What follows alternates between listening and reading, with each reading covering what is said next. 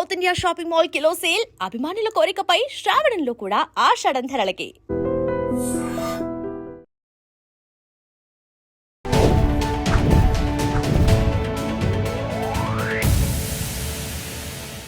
Hi hello నమస్తే, welcome back to our channel. నేను మీ వైషు. ఒక్కసారి ప్రేమలో కానీ ఒక్కసారి జీవితంలో కానీ ఫెయిల్ అయిన తర్వాత second love or second life మనల్ని మళ్ళీ నార్మల్ పర్సన్ చేయగలదంటారా? అంటే ఒకసారి ఆల్రెడీ ఫెయిల్ అయిపోయాం, ఒకసారి బ్రేకప్ అయిపోయింది, ఒకసారి డివోర్స్ అయిపోయింది, అనివార్య కారణాలు అయి ఉండొచ్చు, ఒకసారి మన లైఫ్లో ఉన్న వాళ్ళు చనిపోయి ఉండొచ్చు. మళ్ళీ సెకండ్ వచ్చే పర్సన్ మనం యాక్సెప్ట్ చేయగలమా? మారుతుందా లైఫ్ నార్మల్గా?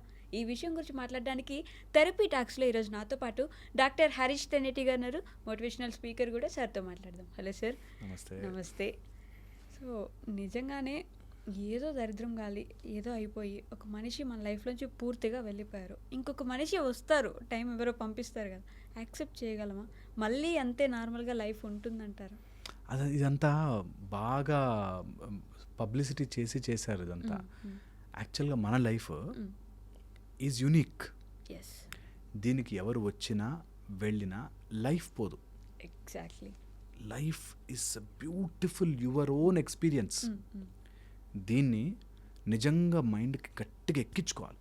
దట్ ఎవరో వెళ్ళిపోతే నా లైఫ్ పాడైపోయిందనో, లైఫ్ పాడగాలే, ఆ మనిషి వెళ్ళాడు అంతే. మనం వర్డ్స్ కనెక్ట్ చేసేస్తాం. నేను ఎంత ప్రేమించాను, నా జీవితం అంతా ధారపోసాను, ఆర్ నా జీవితం అంతా సమర్పించేశాను, ఆర్ నా లైఫ్ అంతా నువ్వే అనుకున్నాను అనే దాంట్లో ఉన్నవాళ్ళే హర్ట్ అవుతారు. ఓకే, నా దగ్గర ఒక మంచి బంగారపు రింగ్ ఉంది, ఆ రింగ్ నా లైఫ్ అనుకున్నాను. రింగ్ పోవచ్చా? పోతుంది. పోయిందంటే నా లైఫ్ పోయింది అని బాధపడతాం. నువ్వు దేనికైతే నీ లైఫ్ని లింక్ పెట్టావో అదే మనకి పాత సినిమాలో చూపిస్తాడు చూడు, మాంత్రికుడి ప్రాణము చిలకలో పెట్టి అది ఎక్కడో పెడతాడు. అట్లాగా నిజంగా కూడా మనం దేని మీదైతే మన లైఫ్ అని పెట్టుకుంటామో దట్ కెన్ ఈట్ అస్ అవే. అది మనని తినేస్తుంది. ఒకరిని ఎవరినో ప్రేమించాము, నిజంగా నా లైఫ్ అనుకున్నాము, ఎమోషనల్గా ఫుల్గా అటాచ్ అయిపోయాము, వాళ్ళు వెళ్ళిపోయారు, చనిపోవడమో వెళ్ళిపోవడమో జరిగింది. నా లైఫ్ ఇక్కడే ఉంది, వాళ్ళు వచ్చారు వెళ్ళారు. ఆ బ్యూటిఫుల్ కనెక్షన్ బాధేస్తుంది. అరే ఉండుంటే బాగుండేది అనే ఉంటుంది, ఖచ్చితంగా ఉంటుంది, ఉండాలి కూడా, అదే human emotion. At the same time ఆ ఒక్క ఎమోషన్ నన్ను తినేసి చంపేయకూడదు. అలా మనం మారిపోతే సెల్ఫిష్ అంటారేమో కదా సార్? ఎలాగా? వాళ్ళు వచ్చారు, వాళ్ళు వెళ్ళిపోయారు, వాళ్ళు వెళ్ళిపోయిన తర్వాత కూడా నేను నార్మల్ అయిపోతాను, ఇది నా లైఫ్ కదా అని అనుకుంటే సెల్ఫిష్. సెల్ఫిష్ అంటే ఎలా అని తెలుసా? వాళ్ళు వెళ్ళిపోయారు, ఇంకోళ్ళు దొరికారు అని అనుకుంటే selfish. I feel bad. At the same time నా లైఫ్ ఇలా ఆగిపోయి, అర్ధాంతరంగా ఆగిపోయి నేను ఇంకా బాధపడుతూ కూర్చోకూడదు అన్నది పాయింట్. ఓకే, ఇది ఎందుకు ఇంపార్టెంట్ అంటున్నానంటే, నీ మైండ్ నువ్వు ఎంత అలౌ చేయగలిగితే అంత కిందకి నేను గుంజుకోగలదు. ఓకే, ఎంత బ్యాడ్గానే వెళ్ళిపోవచ్చు, ఎంత లోపలికి. అందుకే మనకి ఎప్పుడు మైండ్ కంట్రోల్లో పెట్టు ఎందుకంటారంటే, ఒక్కసారి కొండెక్కుతూ ఎక్కడం చాలా కష్టం, జారామంటే పడిపోవడం చాలా ఈజీ. అలాగా ఒక్కసారి నీ మైండ్ పడడం స్టార్ట్ అయిందంటే ఎంత కిందకైనా తీసుకెళ్తుంది. ఒక్కసారి డిప్రెసివ్ దాని థాట్స్లోకి వెళ్తే ఇంకా కీప్ ఆన్ కిందకి ఆ లూప్లో తిరుగుతూనే ఉంటాం. అందుకని ఎవరైనా మన లైఫ్లోకి వచ్చారు, వాళ్ళు చాలా ఎమోషనల్ అటాచ్ అయి ఉన్నాము, వాళ్ళని చీట్ చేయనంత వరకు, వాళ్ళు ఏదైనా they have gone through or వాళ్ళు వెళ్ళిపోయారు మన లైఫ్లోంచి, వాళ్ళని మనం చీట్ చేయనంత వరకు అది సెల్ఫిష్ కాదు. చాలా చాలా క్లారిటీగా గుర్తుపెట్టుకోవాలి. అట్ ద సేమ్ టైం ఒకవేళ మన లైఫ్లోకి అలాంటి ఏదైనా సీన్ జరిగింది అంటే ఖచ్చితంగా ప్లాన్ ప్రకారమే నీకేదో నేర్పించడానికే వచ్చింది.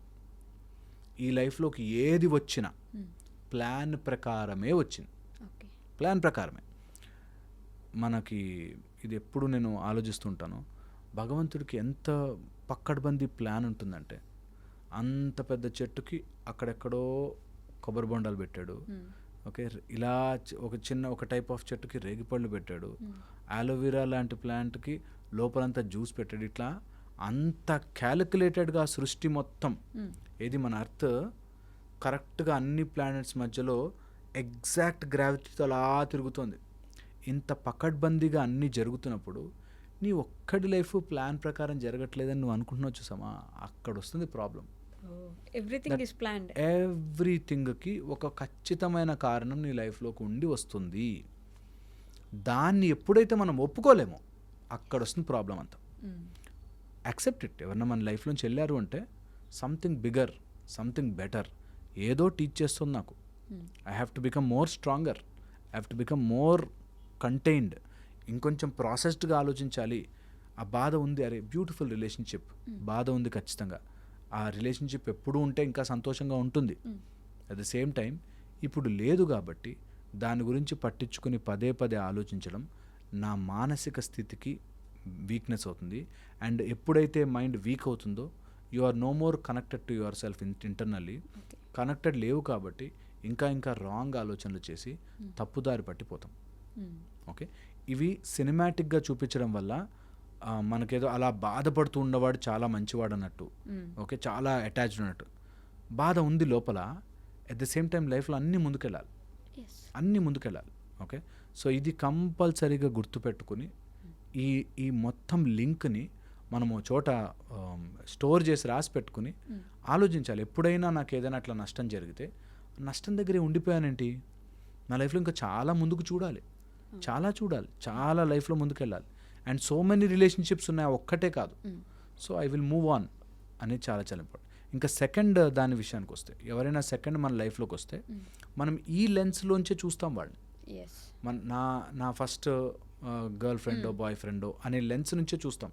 ఆమె అయితే అలా ఉండేది, తనైతే నాకు ఎంతో మంచిగా చూసుకునేది, తను ఇలా చేసేది, ఈమె అలా కాదు, ఈయన అలా కాదు, ఆయన ఇలా కాదు అనేటట్టు మనం ఒక లెన్స్లోంచి చూస్తాం. ఓకే, సో ఆ లెన్స్ ఉన్నన్ని రోజులు వాళ్ళు దాంట్లోకి ఫిట్ కాలేక వాళ్ళు ఇబ్బంది, మనకి ఇబ్బంది. ఓకే, సో ఎవరైనా వచ్చినా కూడా మళ్ళీ లైఫ్ మారిపోతుంది అని అనుకోవడం is the main fundamental mistake అనమాట. నా లైఫ్ ఇంతకు ముందు మారలేదు, ఇప్పుడు మారదు నేను అనుకుంటే తప్ప. ఎవరో వచ్చి నా లైఫ్ని మార్చరు is a point. So second time marriage చేసుకుంటే నా లైఫ్ మారుతుందా? పాయింట్ అది కాదు. నువ్వు సెకండ్ టైం చేసుకో, 20 టైమ్స్ చేసుకో, నువ్వు మారితేనే లైఫ్ మారుతుంది. అంతవరకు ఇంతకుముందు ఎవరో ఉన్నారు, నా లైఫ్ మారింది, ఇంకోళ్ళు ఎవరో వచ్చారు, లైఫ్ మారుతుంది అని అనుకున్న రోజులు ఇబ్బంది, మైండ్లో ఇబ్బంది పడతాం. So what I can do best in my situation, దాన్ని నేను ఎట్లా బెస్ట్గా మార్చుకోగలను అనేది ఆలోచించుకోవాలి ఎవరైనా సరే. ఇది ఆలోచించకపోతే డిప్రెషన్లోకి వెళ్ళిపోయి డల్ అయిపోయి ఎవరో ఆ మనిషి మనతో మన జీవితాన్ని లాక్కుని వెళ్ళిపోయాడు అనే దాంట్లోకి వెళ్ళిపోతాం. ఒకవేళ అలా ఉంటే నెక్స్ట్ వాళ్ళని వెల్కమ్ చేయడానికి కష్టం అవుతుంది అనిపిస్తే మంచి సాలిట్యూడ్లోకి వెళ్ళాలి. సాలిట్యూడ్ అంటే ఒంటరితనం కాదు, నీతో నువ్వు ఏకాంతం. ఆ ఏకాంతంలో చాలా కాంటంప్లేషన్స్ చేసుకుని మళ్ళీ యువర్ కాంటంప్లేషన్ లిక్విడేట్స్ వాసనాస్ అని. ఎప్పుడైతే మనం ఒక దాని మీద మంచి పాజిటివ్ చర్చ చేస్తామో, మైండ్లో పాజిటివ్ చర్చ, ఇది ఎందుకు ఇలా జరుగుతోంది అని చర్చ చేస్తామో, పూర్వజన్మ వాసనలు పోతాయి. ఓకే, వాసనలు ఇన్ ద సెన్స్ మనకి ఒక కార్మిక మెథడ్ ప్రకారం వస్తుంటాయి కదా, అవన్నీ ఎప్పుడో జన్మజన్మలుగా స్టోర్ చేసుకున్నవన్నీ పోతాయి. సో కాంటంప్లేట్, ఎందుకు నాకు ఈ సమస్య జరిగింది, అసలు నా నుంచి ఎందుకు ఇలా జరగాల్సి వచ్చింది, ఈ సమస్య నాకు ఎందుకు వచ్చింది, ఫస్ట్ మ్యారేజ్ కానీ, ఫస్ట్ లవ్ కానీ, తెలిసిన వాళ్ళు కానీ, బాస్ ఎవరైనా బిజినెస్లో కానీ, ఎందుకు ఇలా మోసం జరుగుండొచ్చు నాతో అని గనక మనం ఆలోచించుకుంటే, పాజిటివ్గా ఆలోచిస్తే, నెగిటివ్ సైడ్కి నాకేలా జరుగుతుంది అని కాకుండా ఎందుకు జరుగుండొచ్చు అని ఆలోచిస్తే you will see so much of connection. ఇలా జరిగింది and accept that and change yourself. ఈ సెకండ్ టైం వచ్చిన వాళ్ళు మారుతారని చూసా, వాళ్ళు వచ్చే లోపల నువ్వు చాలా మారాలి. మారినప్పుడే అక్కడ వచ్చేది సెకండ్ మనకి లైఫ్ బెటర్ అవుతుంది. నేను ఏం బెటర్ అవ్వచ్చు, నేను ఏం మారచ్చు, నేను ఎంత పాజిటివ్గా వెళ్ళొచ్చు, ఇది చాలా ఇంపార్టెంట్. మారచ్చు అనగానే కాంప్రమైజ్ అవ్వచ్చు అనుకుంటారు. కాంప్రమైజ్ కాదు.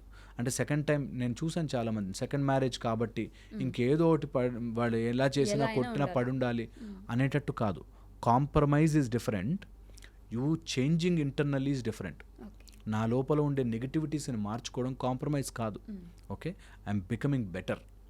ఓకే, సో చాలా చాలా important.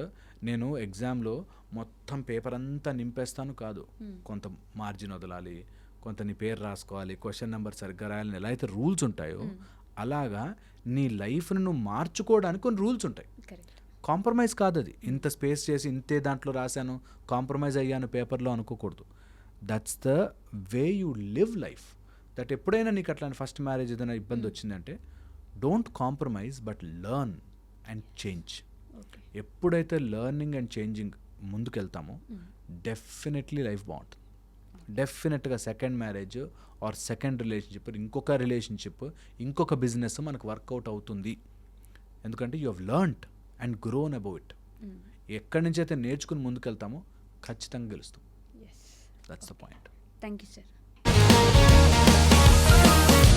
Sir, one life lesson what medicine has taught you. Whatever you can do without expecting. But I really believe మన పాజిటివ్ యాటిట్యూడ్ ఉంటేనే మనం ఏదైనా సాధించగలం. గట్ని మనం కరెక్ట్గా డీల్ చేసినట్లయితే అది మనకి పాజిటివ్ హార్మోన్స్ని రిలీజ్ చేస్తుంది. షుగర్ వచ్చిన వాళ్ళ పరిస్థితి ఏంటి? పొట్ట దగ్గర పెరిగితే దాన్ని ఆండ్రాయిడ్ అంటారు, ఆండ్రాయిడ్ ఫోన్ కదా. అసలు థాట్స్ ఎందుకు వస్తాయి? బ్రెయిన్ డెడ్ అంటే దానికి ప్రపంచం అంతా కూడా కొన్ని నిర్దిష్టమైనటువంటి లక్షణాలు ఉంటాయి. మానసికంగా ధైర్యంగా ఉంటే క్యాన్సర్ జయించవచ్చు. You are a doctor for a cause, sir. అంతే. వాళ్ళకి వచ్చిన ఆదాయం కాకుండా ఫ్రీ సర్వీస్ ఎంతమందికో చేస్తుంది.